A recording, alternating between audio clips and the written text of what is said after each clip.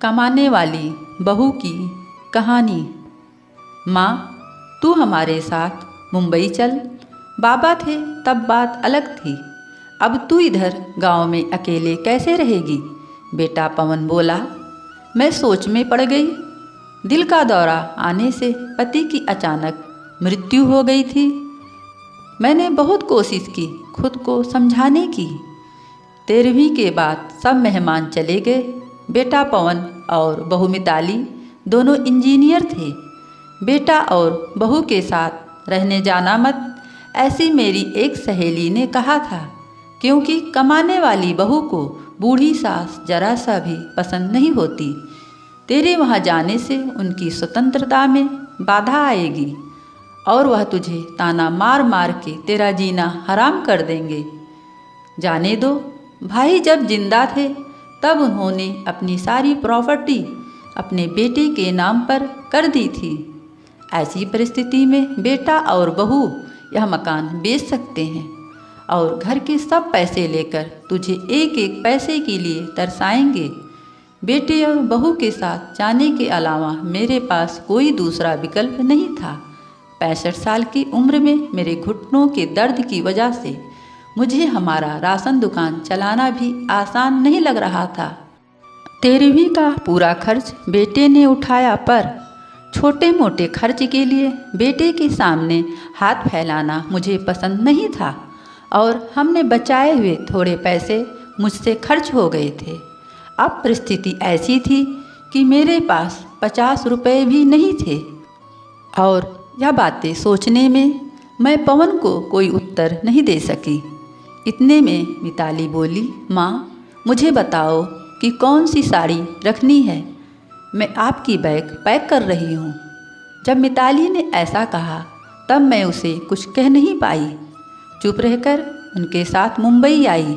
पवन और मिताली यहाँ दोनों मेरा बहुत ख्याल रखते थे। हम सब साथ बैठकर खाना खाते थे। उनकी याद नहीं आनी चाहिए, इसलिए दोनों मुझे बहुत खुश रखने का प्रयत्न करते थे।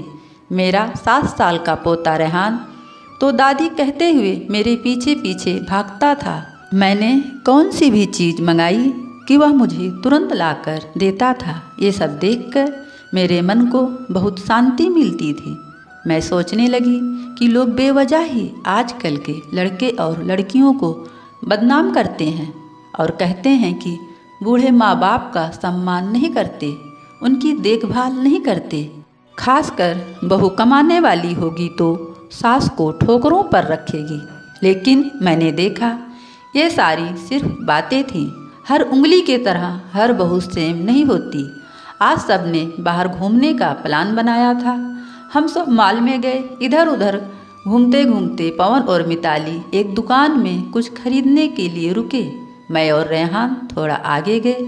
आइसक्रीम की दुकान देखते ही रेहान बोला, दादी मुझे आइसक्रीम खानी है।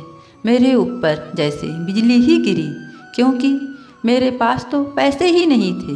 दिन में कभी मुझे पैसे की ज़रूरत नहीं पड़ी। अभी क्या करें? मेरा उदास चेहरा देखकर रेहान वापस बोला, ले दो ना प्लीज़, माफ़ कर बेटा, मैं पर्स घर पर भूल गई। ऐसे में मेरे बोलते ही रेहान मेरी तरफ एक अलग नज़रों से देखने लगा। उसको लगा कि आइसक्रीम लेनी नहीं है, इसलिए दादी बहाने बना रही है। पर मैं क्या कर सकती थी? मुझे खुद ही शर्म आ रही थी। मैं कैसी दादी हूँ जो अपने पोते को आइसक्रीम भी नहीं लेके दे सकती। हमने बाहर ही खाना खाया।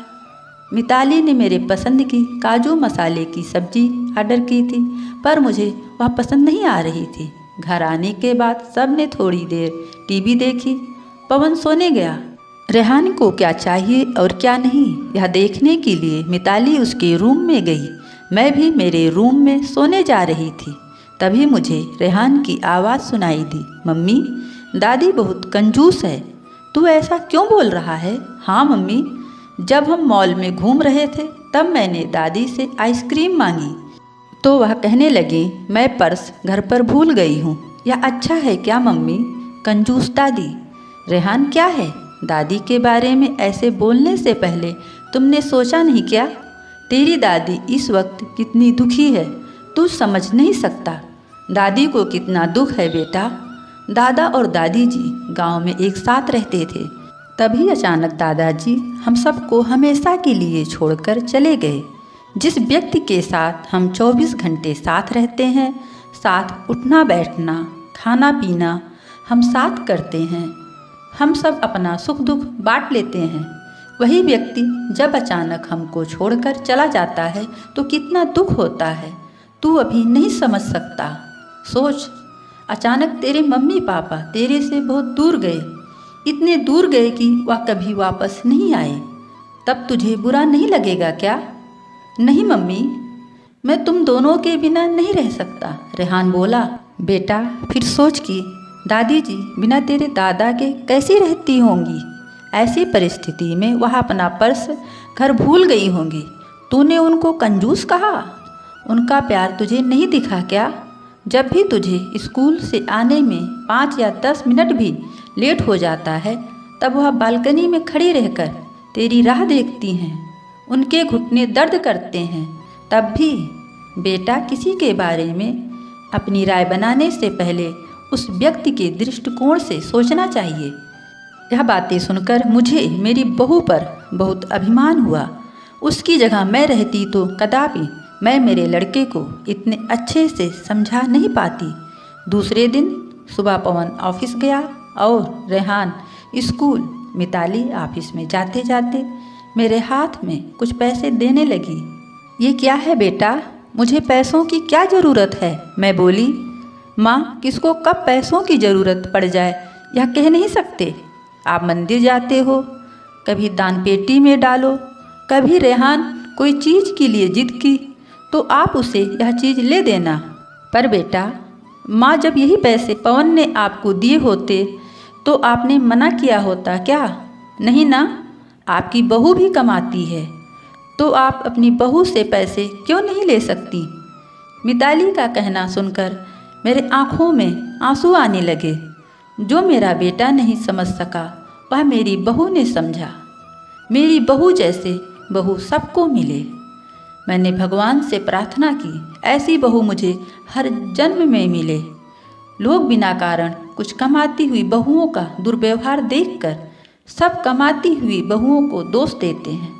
कुछ बहुएं मिताली जैसी समझदार, सुलझी और बड़ों का आदर करने वाली होती हैं।